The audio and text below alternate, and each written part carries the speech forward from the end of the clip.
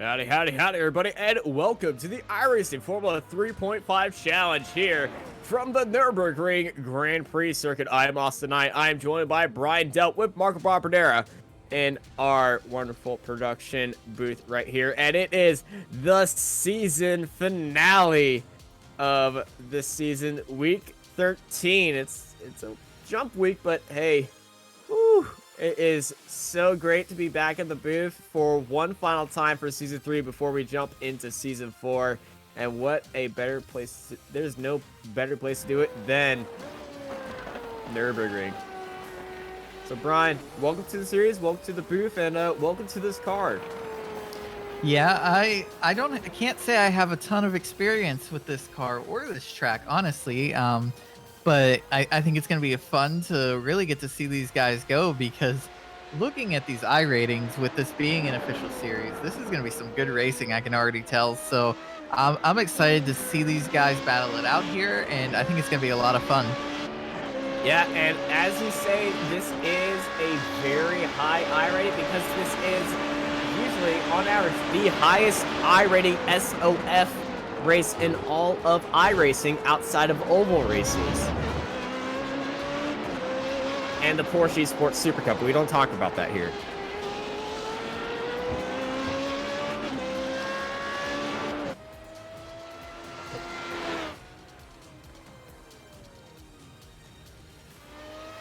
I love the sound of these cars. I like to just kind of sit and listen to them as these things throttle up. The onboard shots that Marco gives us are amazing, and the sound as you hear these things firing up.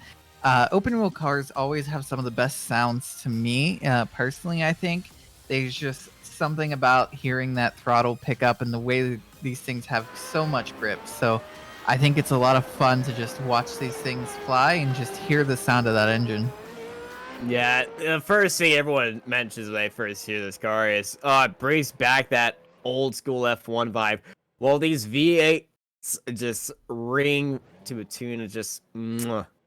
It's like wine, just very good, smooth wine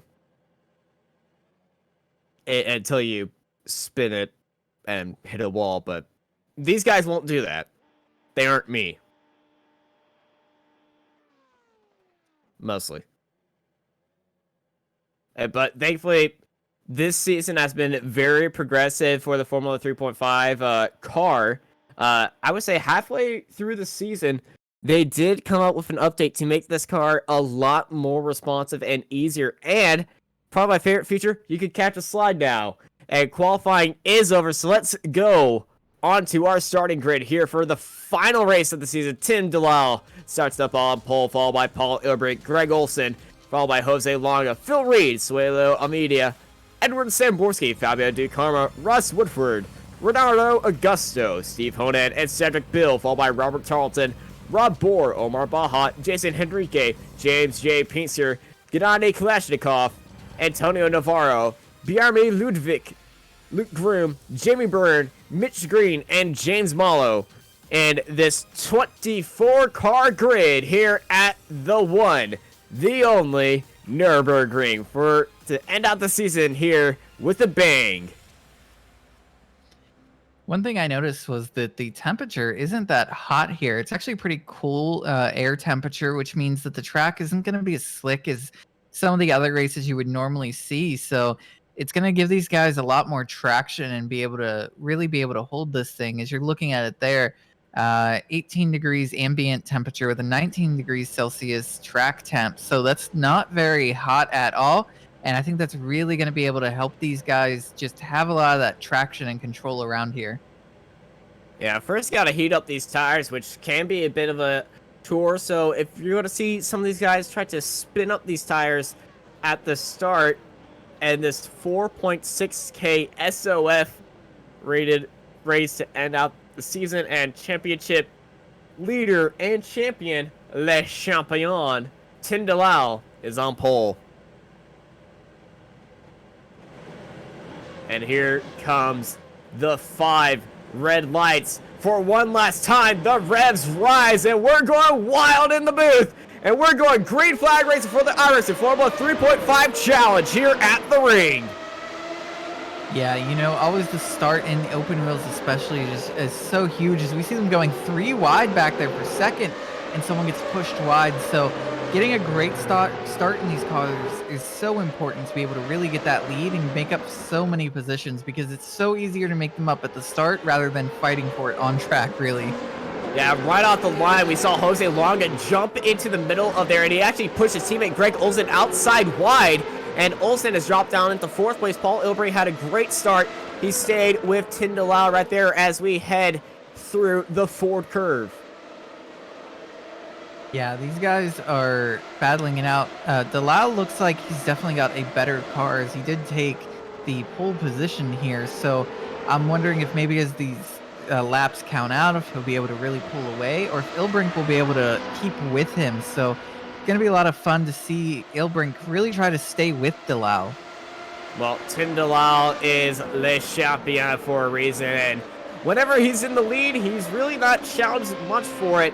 And Paul Ilbrink, well, we usually say he's a disaster qualifier, but great race pace. If P2 is a disaster qualifier, it should be a great battle up front, and the drafting battle these cars have should be very interesting to watch as they head through the chicane and through my favorite corner, the Coca-Cola corner, at the very end of this track. And back onto the front straight we go to end off lap 1 of 23 here at the Nurburgring. And we saw Fabio DiCarmo look down to the inside of Phil Reed right there off the exit of Coca-Cola and onto the front straight. Here comes Fabio. He's looking down the inside, but he's actually defending from Ross Woodford, who's looking around the outside now. And Woodford is actually running a very cool paint scheme. I believe that's a Toyota paint scheme. Yeah, if I'm looking, I believe it is. Not exactly sure. Yes, it is. So that throwback Toyota scheme there. But most of these guys do seem to be single file at the moment. You have a few battles going on. Oh no, the Renault having some issues. That is the 11 of Steve Honan having major issues there. Yeah, they're all Renault sport cars. Renault Formula 3.5 car here on iRacing, and this car is a blast to drive. It has the same power output as a modern Formula 2 car in the FIA ladder system that they released. It makes around the same amount of horsepower as that car, and they make pretty much the same. So if you ever wanted to drive a Formula 2 car in iRacing, you don't have to go looking for a Formula 2 car. It's the Formula 3.5 car. As we are on board Phil Reed, looking at Suelo Amedia. Suelo using that DRS, heading into the chicane, trying to pull out a gap. Yeah. And here comes Woodford. Woodford had a great run through the chicane. Looking down to the inside of Fabio DiCarmo. Side by side they go through the final line, final curve, and who's got the better exit? Suelo around the outside, holding off Woodford. Sorry about that, Brian. Say that these cars, just the grip that they have to be able to hold that side by side through these turns is just quite amazing to for most of the series you see. It's very hard to truly be side by side, especially for that long, because it's so easy for one car to just slip out or get loose. But these cars with the grip level they have, especially with the cold track temp, is just putting on some great racing for us because it allows these guys to really battle side by side. Yeah, the Formula 3.5 cars just showing what they can do here at the ring. And Formula 1 will be returning to the Nurburgring GP later this year at a much colder date than usual. So we might see an ice race in Formula 1 like we saw in winter testing about 2 seasons back. And oh no, around goes Woodford coming out of the turn 8 hairpin. And we talk about commentators' curse, and we're going to blame that one on Austin for deciding to talk about the Toyota paint scheme, and now Woodford has some issues. I deserve that. Austin tried to blame me for his commentator curse hey, we're not going to talk. So. We're not going to talk about this. This is the Formula 3.5 series. This is not the RF3 series, which is right after the Formula 3.5 series here on the same channel of Apex Racing TV. Brian's also in the booth. So some great battling going here, and Delisle is really just kind of running, definitely running the fastest laps. But I think it's kind of cool to see Ooh. how quick Ilbrink is also running. That he's still able to be right there. And oh no, it looks like the 24 of Jamie Byrne and Woodford again having issues. So both maybe coming together possibly. So There was a issues there. there was a big kerfuffle in the chicane. So here's Jamie Byrne. It looks like James A. Pinter was also involved. Jamie Byrne, oh, he's just overshot it. Too much speed heading into that chicane. A little bit overcorrection. The back end just went out on him. And then after that, Russ Woodford, he still has those hot tires from earlier. And he spun up those rears and he went around on the exit as well. Yeah, Back live. same exact turn there. They both just kind of ended up losing the back end, really, just losing that traction and just sliding it out. But Ilbrink, he's not even a second back. He's doing really well right now at pacing himself. There's a long way to go. You talk about 23 laps. You got to make sure that you are pacing yourselves and you're not burning up the tires too quickly. You're making sure that you keep that car safe so that if anything happens, you're able to really get it back. So these guys just got to bide their time. And I understand running second here, honestly. I think if you're quick enough, running second is actually the place to be for most of this race. Now, he is going to be struggling with tires at the end of this race because he's dealing with more dirty air and lower grip due to that dirty air being kicked up by Tim Delisle. And the draft that these cars have is incredibly powerful, so Paul Ilbert putting in the fastest time, that's not surprising, as Phil Reed looking around the outside at Suelo, defending down to the inside, and it's wheel racer versus controller racer right here. Phil Reed, I would say the best controller racer on iRacing, because he races on a pad, a Xbox One controller, I believe. Yeah, that's impressive. It's we talk about how hard it is sometimes to race with a wheel and where certain hardware can be harder to race with. Well, when you get on a controller, that makes it so much more difficult because you don't have that fine input that you can do. So if you're able to go out there and you're running in the top split of this series on a controller, man, I can only imagine what you could do if you got a wheel. That would be amazing to see. But also some people just have that ability and just race ability to be able to go out there and no matter what they use, they're just fast. Indeed, they are. And Suelo, I know he's actually a driver coach, and he does have some of his setups up there on the Majors garage that he puts up there. And to see a driver coach and a pad racer race with each other is very cool to watch. And also, I want to shout out to Erwin in our YouTube chat. He's apparently the maker of the Toyota Renault Sport Toyota F1 throwback scheme. Sadly, that scheme not having the best of luck right now as Ross Woodford is down in the 24th position, losing 15 spots this race. So not having a great day. We don't have that many big movers, but we do have one that stands out. Mitchell Green, currently running in the 15th position in the 22 car. He's up 8 positions. After that is Antonio Navarro running in the 14th spot, up 5 positions. So those two, your biggest movers, are right beside each other. So they're really trying to make up those spots and time and just see where they can end up getting afterwards. But you're following along right here with Rob Borer, who is in it's not the Toyota. Who's in the 10th position right now, and he's up 4 spots from the start of the race. It wasn't the Toyota. It was just me getting a little bit ahead of myself because I like that Toyota scheme. It's the Van Dorn one. The yellow, red, and black one. So these guys really, I don't see a ton of battles happening at the moment. We're getting towards the point of the race where these cars are really stretched out. As you can see how far the gap is, 34 seconds all the way back to the last car. So these cars are pretty spread out at the moment with about at least a second between each car. So, oh no. Oh no. Jamie Byrne and Russ Woodford, big contact going through. I think that's the kink on the back straight.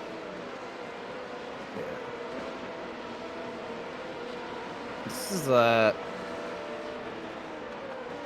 actually, this is, oh, that's the hairpin. And, oh, Jim Byrne, very late move on the brakes, and, well, it tried to carry more speed through the hairpin, it just didn't account for Russ Woodford right there, and unfortunately, Russ got punted off into the sand, and he had to retire the car. Yeah, just it's been an all-around bad race for Ross Woodford here. He just hasn't had any luck.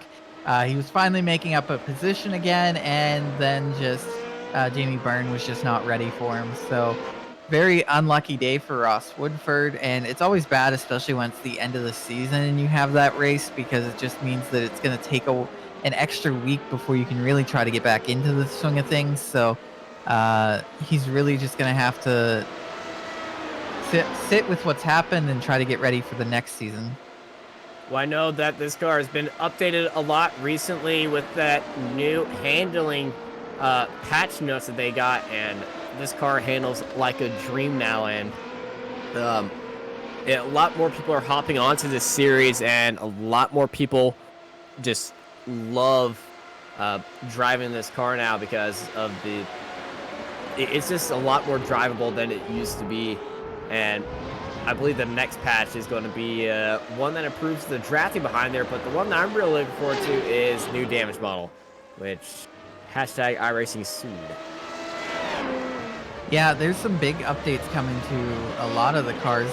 You're also going to be able to choose tire models for some of the new cars, and so that's going to be something that's cool to see, that hard, soft, and medium option for some of the series. So that's something that iRacing is always trying to improve, along with just improving some of the cars. We talked about this car getting an update on the handling that's made it so much fun for these guys, and I'm sure that they're all ecstatic to have that, to be able to really have a lot more fun driving these things, because while you're going for a championship here within the series, you still want to have fun while doing the racing, and if a car is just awful, then you're not going to have fun and not going to want to drive it. Well, tell that to Tim DeLisle. Even when the car was, quote, awful and very hard to drive, he was still driving it like he is right now, on the limit every time. But Paul Ilbrink is still on his tail right now. Yeah, I'm kind of surprised at how much DeLisle hasn't been able to really pull away. I think that the draft is definitely helping Ilbrink, but at the same point, I think Ilbrink's just running smooth along with DeLisle. So he's really been able to stay there, and that's something that could come down to the end if he can get a mega draft somewhere, come into those last couple laps. But it's going to be difficult for him to hang there for the whole 23-lap race, so without getting the pass once. So if he really wants to be able to stick there, I think he's going to have to at some point challenge for it towards the middle of this race, or else DeLisle may be able to really set in and pull away. Yeah, we're watching this battle around the outside. Omar Baja in the braking zone gets past Cedric Bill, and Robert Tarleton also joins that party as well. What a move in the braking zone, round the outside of the chicane as the positive sim racing boys. Greg Olson down to the inside, Longa around the outside, and Longa gets into the side of Olson. He goes off into the Van Dorn S's, and oh, he's got side pod damage. That's going to be hurting his speed and performance a lot. That's pretty much Longa's race in the bin right there. It was a great look down to the inside for Greg Olson. It was just the fight heading into the hairpin. And Longa just, oh, that was netcode hit, but Greg didn't slow down enough to leave the space for Jose, who just tried to squeeze the most minimum amount of gaps down to the inside. And Jose Longa, with that damaged car now, is going to be struggling a lot for top speed and handling, as Everett Samborski is ahead of him in 6th place. Yeah, and the thing with that also is it looked like teammates that came together there, so some big problems there, because you definitely don't want your teammate. And I think that even without the net code, they still would have made contact. There just wasn't enough room there left. So when he shot in there, he wasn't on the brakes enough and just ended up pushing so wide that I think even without net code, they were definitely going to touch. I think they did a good job for making that wreck even worse than what it was going to be, though. Yeah, it it didn't involve any third parties in there, so that is good. But it's very unfortunate to see two teammates hit each other in the same corner. As they were watching the battle for the lead between Tim Delisle and Paul Ilbrick stay with each other, and that draft is sucking Paul Ilbrick up as much as he can, but it's all about those final 8 laps and where you use your 8 DRS uses. Yeah, that's the other thing I'm wondering is, has Delisle used any of that at the moment? He's sitting up there in first. He might not have, while Ilbrink's sitting there in second while trying to push to keep up, may have used quite a few of his already. So that's another thing to think about that could make this difficult in the long run for Ilbrink, because if he has used some while Delisle hasn't, that's just going to put him at a major disadvantage coming towards the end of this race.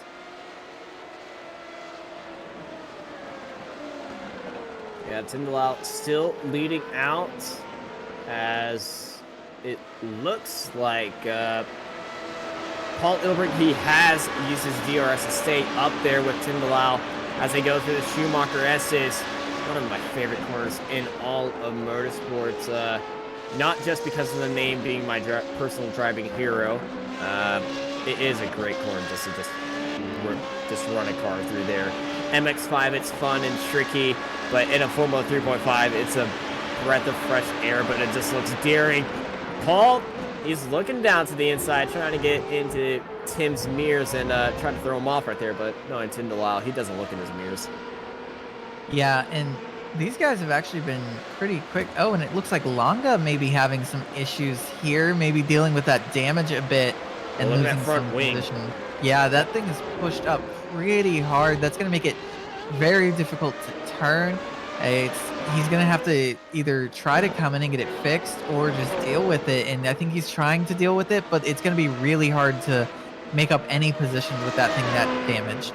Yeah, he's got damaged front wing. That's going to be affecting his downforce and handling, and that damaged side pod, and that's going to be affecting his top speed. So Jose, using DRS just to stay side by side instead of Bill, dives it down into turn 1 and overshoots that braking point. It's very aggressive on the brakes. Just trying to do everything he can to stay above heel, but this is not good. This is not good for the Spaniard today. Yeah, you can just tell he's going to end up losing a lot more positions throughout this race because that thing will not turn the way he wants it to, and it's just going to make it very difficult for him. He's going to be so much slower.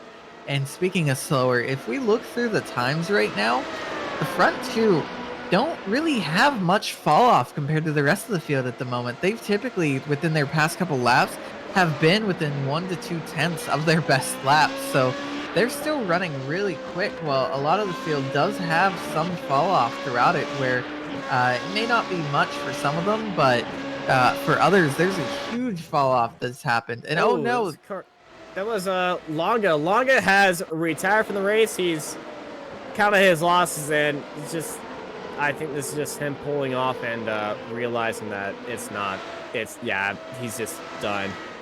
Retired the car, Jose. We'll get him next year. Yeah, there comes a point when you can just realize that you're not going to go anywhere with the car, and I think he just kind of reached that point where he knew this thing is so damaged, I'm not going to be able to do anything. I'm just more of a roadblock out here than anything, so it's not fun at that point, so I think he just pulled it in, was trying to cut his losses. Yeah, I was back up front.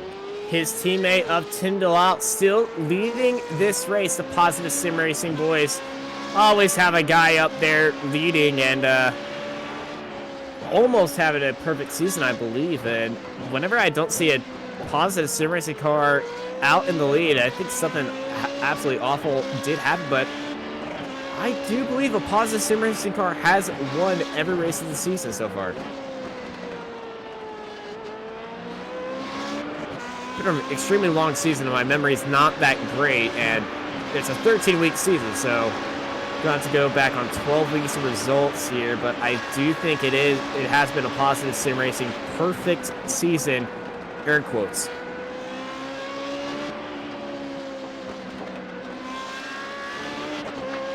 And the cool thing about this Formula 35 series is just look at all the countries that are involved. We got guys in the EU, we got guys in America, South America, I think for a few races in South Africa, and Tim Delisle has made a mistake!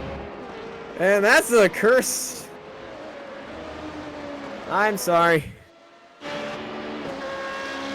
Rare mistake from Tim Delisle, leading into the chicane. He just missed the braking point. He thought he was on the endurance track, and he was going for that braking point, but he just completely missed it. And Paul Ilbrink, 141.3, is in the lead, and he's far away from the 2-second gap, or the 1.4 second draft range of this car to Tim Delisle behind him. Yeah, that was just a major mistake there. I don't know.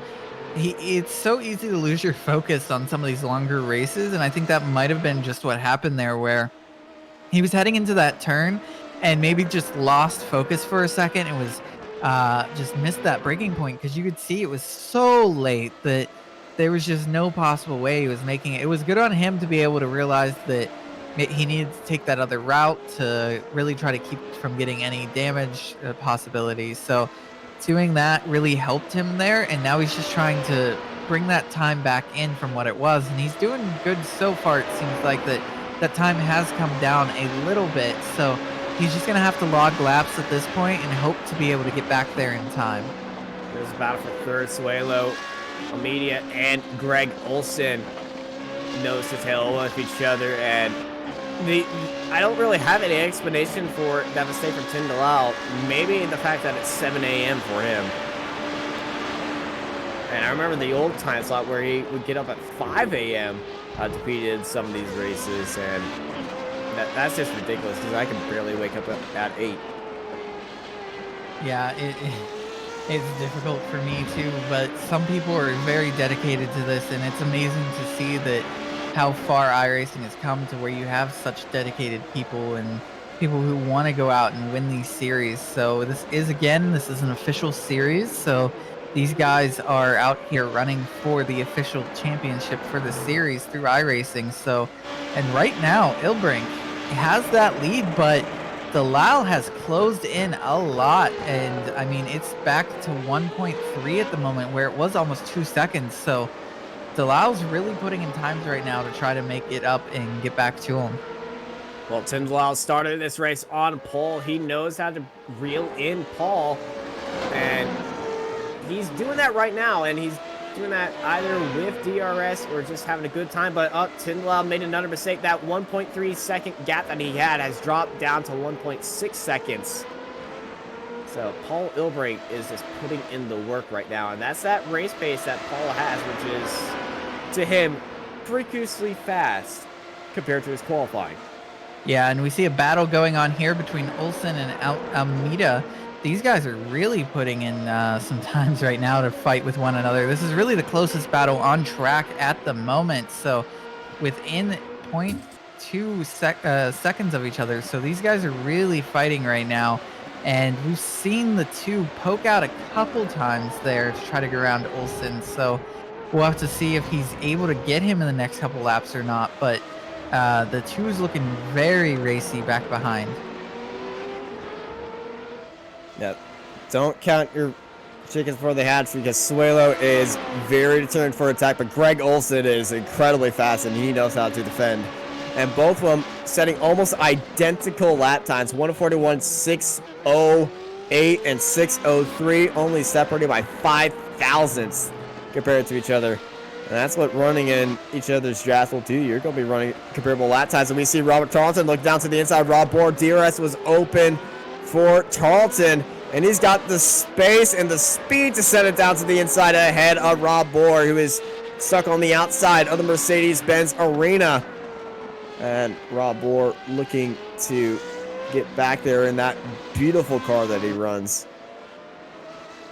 Yeah, it seemed like he went a little wide there, though, and wasn't able to really get back to that bumper like he wanted to, because we still go back to this battle for third right now. So I think that the time has really stayed about the same. And this is, I think, exactly where it was last time through this portion of the track also. So these guys are really battling, and here it goes. The two pokes out. He's not going to be able to get there at the moment. So, but he is right there on that bumper, and Olsen closes off the line to make sure that there's no possible way for him to get around. Now, tandem drifting meet tandem racing. So close to each other, and here comes Suelo looking down the inside. Who's going to be last late breakers? It's going to be the hot pink car of Suelo Amedia taking P2, P3. Yeah, I don't think that battle is over, though. I expect Olsen to be able to fight back here in the next lap or two also and try to make a pass again. So I don't think that's the last we'll see of these two battling it out throughout this race. And here it comes right back. Greg Olsen looking down to the inside, but Suelo holding that outside line and that speed, holding it around the corner to stays in the lead. And I also just realized that we have automated captions on our YouTube, so if y'all want to have some good laughs, turn that on, because it's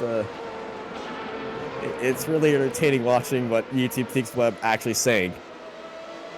Now, Ilbrink has just run his fastest lap of the race, it seems, but Delisle is right there with him, so he's really putting in times to try to make it up. We saw that it was back at 1.6 seconds for Delisle, but he's on his way as it's now down to 1.0 at the moment, so under a second now. So Delisle is really making up time right now.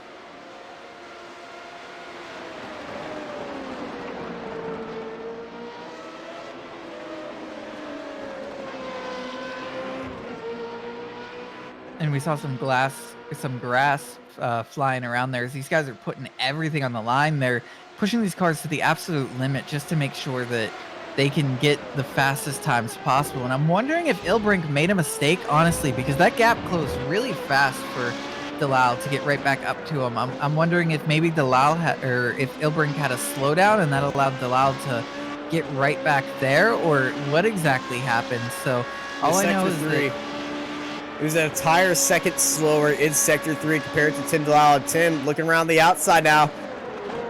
Paul Ilbrink defending onto the inside. Tim Delisle with that switchback, and Ilbrink late on the brakes, locked up going into that corner. And now Tim Delisle trying to hold it around the outside as they enter the Mercedes-Benz arena. Side by side they go.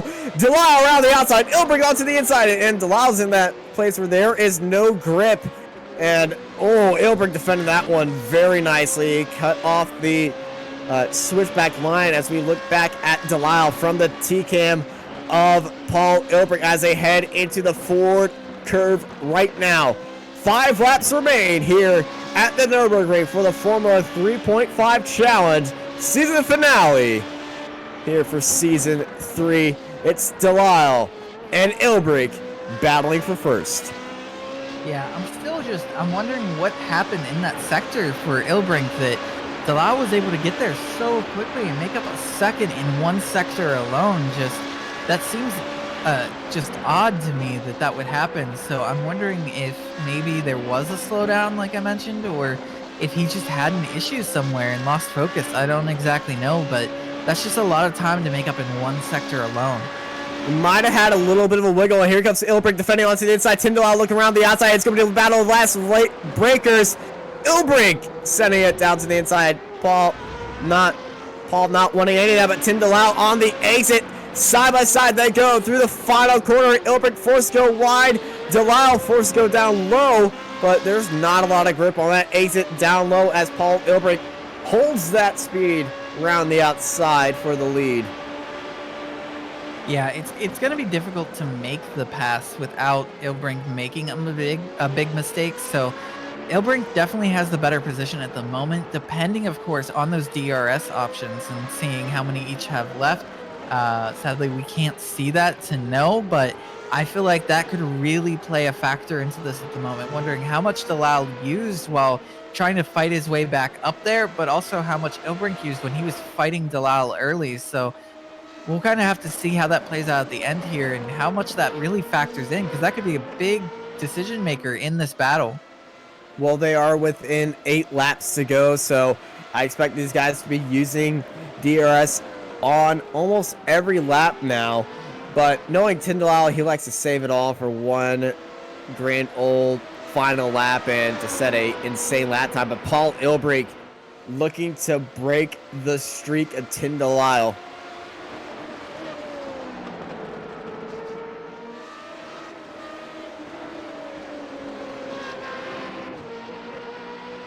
And Marco, our producer, just let us in on an insight for the chopper cam that he makes a helicopter noise whenever he sees it. And I'm gonna be honest, I do too, but I'm not allowed to use my mouth whenever I see that because, well, y'all will hear it, but it plays in my head.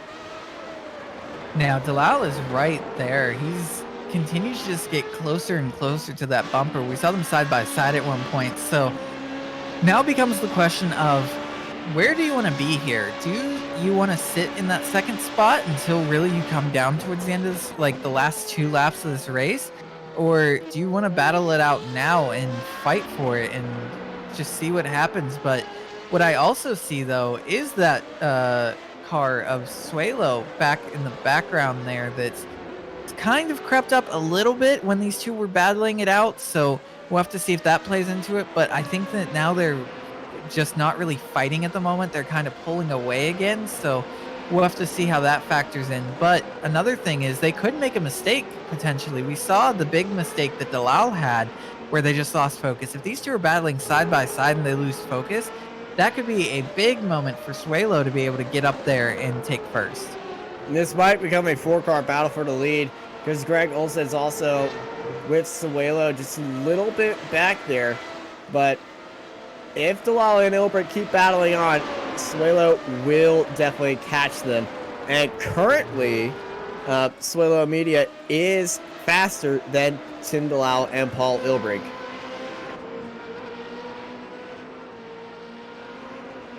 And Paul Ilbrink, I would say, is in that golden seat right now. He has all the downforce in the world to keep his car in control.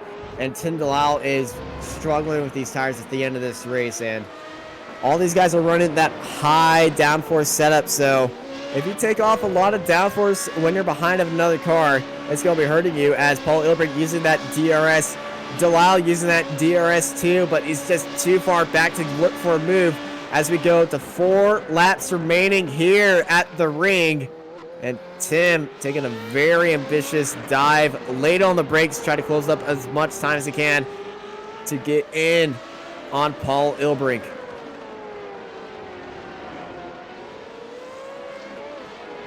Now, I'm also wondering is it smarter really to use your DRS if you are that second car at the point that the first car is using it also, because it's just going to make it so much more difficult for you because you're going to be going the same pace at that point still because you're both using that DRS. So it comes down to the question of maybe you should use it at opposite points of when the person in front of you is, because that gives you the best opportunity of getting that bigger, larger run on the person in front and be able to get side by side with them going into one of these turns.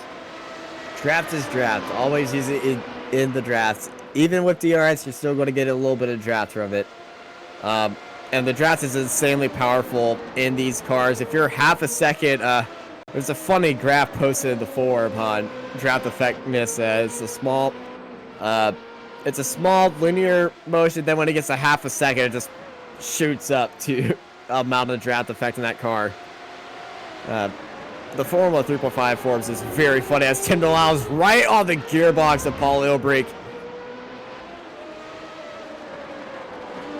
Yeah, now looking at the sectors for these guys, it's consistently seems to be that Ilbrink is much slower in Sector 3, it seems like, compared to Dalal. So looking at that time, and Dalal is continued to run very fast Sector 4s. So Dalal's making up time there, but in Sector 1, or no, this past lap, Sector 1 actually went to Dalal also. It was Sector 2 was the only sector where Ilbrink was faster. So overall, throughout the entire track, in all but one sector, Dalal is making up time on Ilbrink.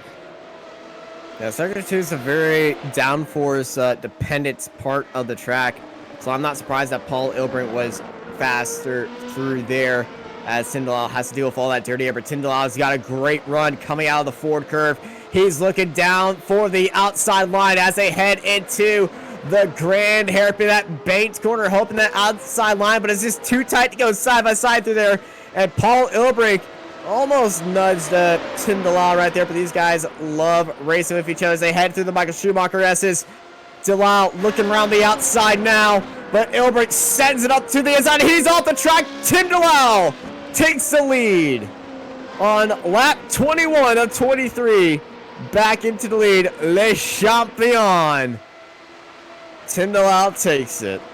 Yeah, and DeLisle just put the pressure on there, so it forced Ilbrink into a mistake because he was just putting himself in a good position to try to make the pass, but I don't think he would have got it had Ilbrink actually continued to just run consistent there rather than pushing it wide like he did. So I think that he just forced Ilbrink into trying to brake a little bit late and take that corner differently than what he maybe is used to, and that just forced Ilbrink into that big mistake. Yeah, Ilbrink was forced to take that inside line around that high-speed left-hander, and Paul didn't want Tim DeLisle having the inside line of the next corner, so he was going to send it right there. They're side-by-side into this turn. Tim braked a little bit earlier, but Paul just a little bit too much over speed going into that corner, and he saw that back end just gave out on him, and he saved it from absolute calamity right now. But Tim DeLisle leading by half a second with 2 laps to go here in the season finale of the Formula 3.5 Challenge here at the Nurburgring.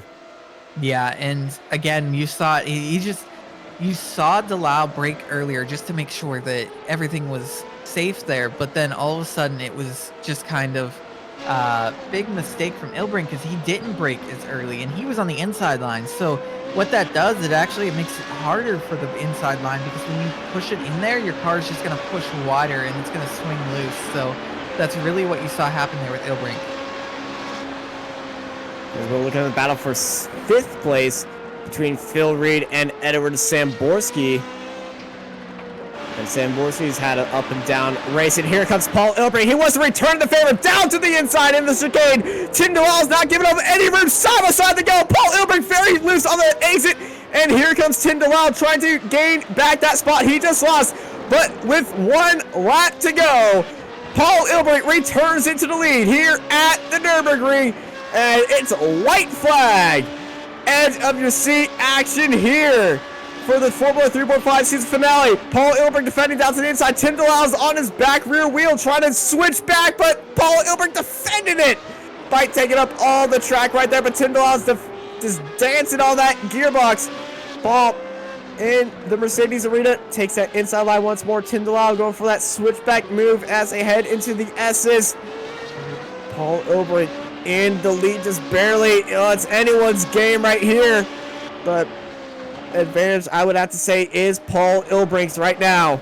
And look at who's joined him. It's a 4-3 car fight for the lead very soon. If they keep this up, Suelo and Greg Olson have joined the fight. So headed to the hairpin, not side by side this time. Paul Ilbrink's got a decent size lead. And oh no! Tim DeLisle has spun it on the curb. Tim DeLisle, one curb has taken him out, and he's hit the wall, and he's fallen down the field. Paul Ilbrink looks into his mirrors, and he doesn't see Tim DeLisle right there. Instead, he sees Suelo Almeida right there, but Suelo is just too far back, and I can't believe what I have saw right here. In the last race of the season, Paul Ilbrink is going to, wait a minute, he's got an exit go. Paul Ilbrink is going to take the victory here at the Nurburgring in the final race of the Formula 3.5 Championship. Suelo Almeida in 2nd place, followed by Greg Olson. Wow. I have no words for what was just seen there. I had thought that DeLisle, once Ilbrink made that mistake, I thought this was DeLisle's race for the taking at that point. But I saw that in Sector 5, DeLisle was half a second slower than Ilbrink. So he made a mistake somewhere in Sector 5 that allowed Ilbrink to be able to get right back up there and end up making the pass, and then DeLisle trying to push hard here on that last lap, tags that curb and just loses the car. What a big mistake there from DeLisle. This is extremely rare. We don't usually see a mistake for Tim Delisle, but in this race we saw not one, but two big mistakes for Tim Delisle. And he's going to come across not even on the podium. He's going to finish in 6th place right here. Here's the view from Suelo Media. On the exit, just got onto the curb, and oh no. Oh, that is so unfortunate right there. And the leader just saying Delilah right now. Oh, that is just bigger knife to the heart right there. And now it updates to say Paul Ilbrink. And Paul taking a very leisurely and well-deserved victory lap right now. That is absolutely insane. Paul said he was going to break the streak of Tim Delisle. And, well, after a lot of bad luck throughout the season, he's finally done it. Paul Ilbrink takes the win, followed by Suelo Amedia. Greg Olson in 3rd. He's going to finish out the podium, and he's the only positive sim racing car on the podium, finishing in 3rd. They're followed by Phil Reed, Everton Samborsi, Tim Delisle, Fabio Ducarmo, Ronaldo Augusto, Robert Tarleton, Rob Bohr, Omar Baja, James J. Pincer, Antonio Navarro, Gennady Kalashnikov, Bimar Ludwig, Luke Groom, Steve Honan, Jason Henrique, Mitchell Green, and James Mallow in 20th place. They're followed by Cedric Bill, Jose Longa, Jamie Byrne, and Russ Woodford in 24th. And we are standing by with our race winner right now. Ladies and gentlemen, please welcome the final winner of our Season 3 in Week 13, Paul Ilbrink. Hello. Hey, Paul, how's that? I'm sorry for being a couple weeks late, making up for my promise of beating Tim, but yeah, it finally happened. Just on the edge of a new season, so yeah, that's good. Well, you're going out the season on a high note and heading into Season 4, hopefully with better luck than this season, because when you made that promise, it was just everything went downhill and Tim just seemed impossible to beat, but you kept your nose in there and you finally got it done. Yeah, it was such a stressful race, really. I was happy that I could keep up with him, and I was so close to losing the draft a couple times. But yeah, there was certain tracks on certain parts on the track where he was a bit quicker, and others where my car was really good, that I caught up 1 or 2 tenths every time. But yeah, towards the end, I kind of forced him into a mistake, I think, when I first got by him, and then I started overthinking things a bit too much, I think. Bit celebrating already that I beat him in the season, and then lapse of concentration, and I gave the lead away again. But luckily I had enough DRS left at the end to put him under pressure in the chicane again, and yeah, I got by, so I'm quite happy. Well, it's definitely smiles for you, and I believe a lot of people who are fans of watching this series that a rare mistake for Tim Delisle puts somebody new when he's in the race on the top step of the podium, because I don't believe in a broadcast that Tim Delisle racing, he's never finished on, he's always finished on the podium, and this is a rare not finish on the podium for Tim Delisle. So, and him not taking the win here, but congrats on an amazing race for you, man. Yeah, thanks. I'm hoping to do it a bit more often in future seasons, I guess. But yeah, it's satisfying, and it's been a pleasure racing with against him. He's had such a high benchmark all the time, and yeah, it makes it even more rewarding of beating him once. Well, we'll see you again. Resume this fight in 2 weeks as Season 4 starts up. Thank you, Paul. And before we let you go, anyone you want to thank? You guys for doing a nice broadcast again. Especially looking forward to watching this one back. And my teammates at Radicals Online and our partners and sponsors: Armor Centrum, Cranfield Simulation, Track Racer, Joel Real Timing, Turn Racing, MOATF Podcast, Six Sideways, and Pixel Dust. All right, thank you, Paul. And Brian is standing by with actually, Brian, who are you standing by with? I have our third place finisher, Greg Olson. So, Greg, a big turn of events there coming onto that last lap. You were sitting, I believe, fourth at the moment, and then all of a sudden, there you were sitting up in third. How do you feel your race ended up going? Bit of mixed feelings about the race, to be honest. Third's really good, but I'd rather not get it at the expense of a teammate. So really bad luck for Tim there. He was pushing really hard. And then earlier on, I had the netcode incident from what Jose told me. It was netcode, but even if it was netcode, it really sucks taking out a teammate like that. So it's a good result, but yeah, bit of mixed feelings. Bit disappointed how it went as a team, you know. Yeah, and talking about that netcode incident, what were you feeling afterwards? Because I know a lot of times your feeling can kind of affect how you race after that. So what was like your mentality after that incident?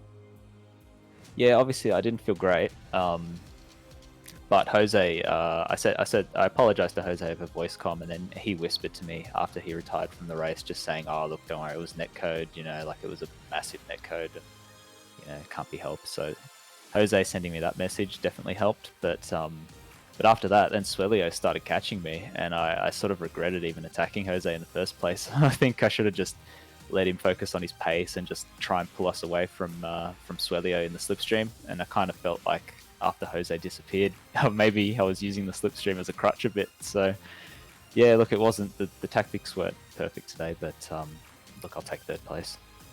Yeah, third place is nothing to be scoffed at, is even though it did come at the expense of a teammate. So overall, how do you feel your season ended up going? It's been a really mixed bag. The regulars here haven't seen me on very often. I mean, I had a wrist injury at the very start when I had I got a direct drive wheel and promptly hurt myself, and then so I was out for 6 weeks, and then just dealing with a bit of a chest infection this the last couple of weeks too. So it's not been a good season, I have to admit, but the races that I have done have been really good. And as always, I've really enjoyed watching it on Apex Racing TV, and I'm really happy that we'll be coming back same time next season to do it all again. Well, we're very glad that you were able to come back and come away with a third place finish here. Is anyone you want to give a shout out to? Yeah, sure. Obviously shouted out you guys with the broadcast. You've done a great job all season. I'd like to thank Positive Sim Racing, especially Tim. He's the GOAT, as it turns out, winning a whole season full of a whole year full of championships. I think this is his 4th championship in a row, so massive shout out to him. I know he'd be super disappointed with the way things have gone, not just today, but this weekend in general. But you know, he can hold his head higher knowing that he's basically dominated this championship for the last year, and he's given everyone, you know, a massive target, a massive wall to climb, and that's really motivating. And yeah, massive apology to Jose for the netcode. I know he's been out as well with an injury of his own this season. He was going to challenge Tim for the championship, I'm sure of it. So massive commiserations to Jose. It's great to see Manuel back. Lubomir's done a great job as always. And Ricardo, it's been great to see Ricardo join the team as well. Yeah, so big shout out to Positive Sim Racing, all my teammates, all our competitors. It's a great championship, and as always, my wife for putting up with the pretend race car stuff. And I think that's it, really. Thank you to everyone, really. All right. Well, that was Greg Olson coming away with a third place finish in the last race of the season. Congratulations again, Greg. Thank you. And that was Greg Olson. And we finally have our second place driver with us right now. Ladies and gentlemen, please welcome Suelo Amedia. Hey, thanks.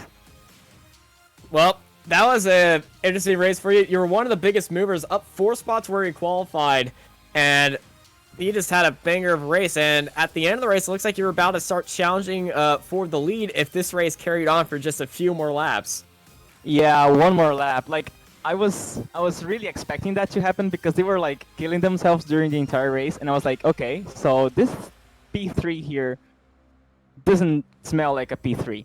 So I'm gonna really defend for it. I'm gonna really fight as hard as I can against Greg so I could maintain that place. And so as always, I saved 1 DRS to the end, and I was really just waiting and waiting. I knew I did not have the pace, and something should happen for me to should have happened for me to get P2 or P1, and it happened. At least I got a P2. It wasn't like a miracle of them crashing and me getting P1, but I'm really happy that I was able to hold on against Greg there, and I'm also very happy that I did like a safe start, and people were doing some mistakes and fighting too hard, and I was just there just to get the opportunity.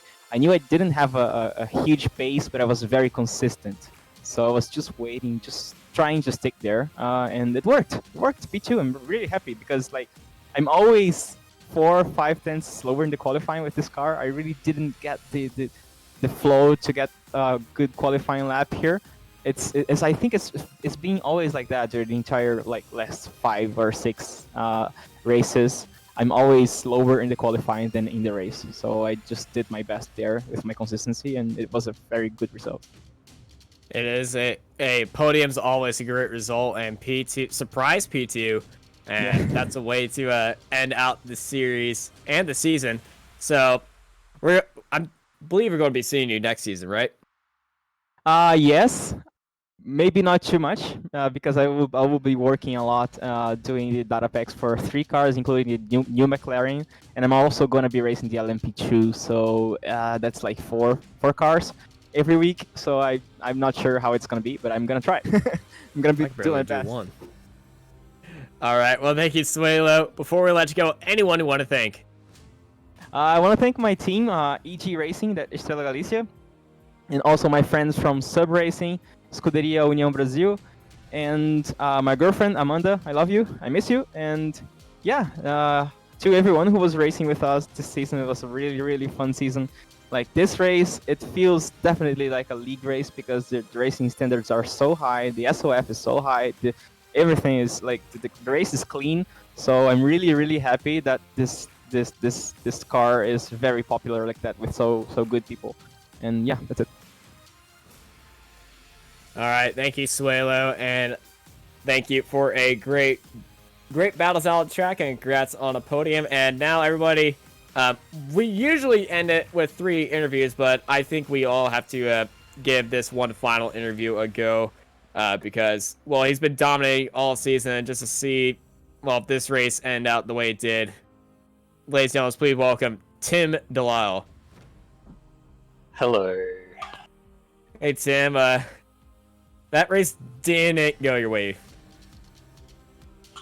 I really wanted to end the season strongly. I already had the championship wrapped up, so there wasn't pressure on that end. But yeah, I don't know. Like I've had a couple of bad races that weren't on the broadcast, but every broadcast race I've done this season, I was able to win, and just put so much pressure on myself to hold myself to that standard. And yeah, just came crumbling down today. Well, it always happens at the worst time. I don't believe whenever you were racing this season, you never took a win. I had a couple of like the Saturday, well, Friday time slot for you guys, Saturday in Australia. I had a couple of races that I didn't win. Incidents and that sort of races. We're just talking about the broadcast. But yeah, like Paul, just the pressure he put on today was crazy. I used DRS 3 times in the first 3 laps to try to break the toe. Couldn't do it. And then yeah, like he got really close. I tried to defend into the chicane, and because I'm in VR, like it's quite hot, and I had sweat running into my eyes. Couldn't spot the braking marker. Because I was in the middle of the track. There's like a patch of track that I use to brake on the outside, and couldn't see it, so I missed the corner. I thought I'd lost it there, but I was able to get back in the slipstream. And then Paul had his mistake, that whatever that corner is after the Schumacher S, and I thought he'd given it back to me. But yeah, then I just left the door open at the chicane. It was stupid of me. And so I was like kicking myself for that, while at the same time trying to just like keep my head down. Okay, you can get him back. And on that last lap, I just pushed too hard on the loud pedal, out of the hairpin, just trying to stick close to him because I knew I needed to keep that gap tight to be able to have a go into the chicane. turns out he had DRS left anyway. I found out talking to him, so I probably wouldn't have got him anyway. And instead, I spun and lost 4 positions because of it. So not a proud way to end the season, but yeah, I don't know. It's been an amazing championship for me. So yeah, I guess if this is the only time I'll screw up on the broadcast, I'll take it. Well, hopefully season 4 can be that shiny, special, perfect season for you, but I don't want to jinx you that early. Thank you for an amazing season. Congrats on another championship. I believe no pressure at all this time by. And before we let you go, anyone want to thank? Thanks, yeah, as always, the team, Positive Sim Racing. It's a great team to work with. This is 4 championships in a row now, which I never would have imagined. I remember lining up for the first race at Monza, our first broadcast race. I was just aiming for top 5, and then I got pole and I won the race, and I don't know, it's just been so good from there. So, but yeah, I couldn't have done it without those guys, working together all week. So yeah, thanks to them. Congrats to Paul, Swelly, and Greg on the podium today. Just Paul drove an amazing race, deserved every bit of it. Thanks to you guys for the coverage. Thanks to Amy, my loving girlfriend, who is going to have a fun day today. Whenever I have a bad race, she has to put up with me being a bit grumpy. Yeah, Cam and Laura, if they're watching as well, thanks to them. Yeah, I don't know. My brain's fried right now. You guys for the coverage. Thanks. Peace out. All right, peace out, Tim. You have yourself a good day and relax a bit. And, well, that is it for Season 3 of the Formula 3.5 Challenge. And what a season it has been. It's been a season of ups, it's been a season of downs, and a season of improvement, especially when we go by car performance. What will Season 4 brings us? I don't know, but I can tell you it's going to be an always awesome.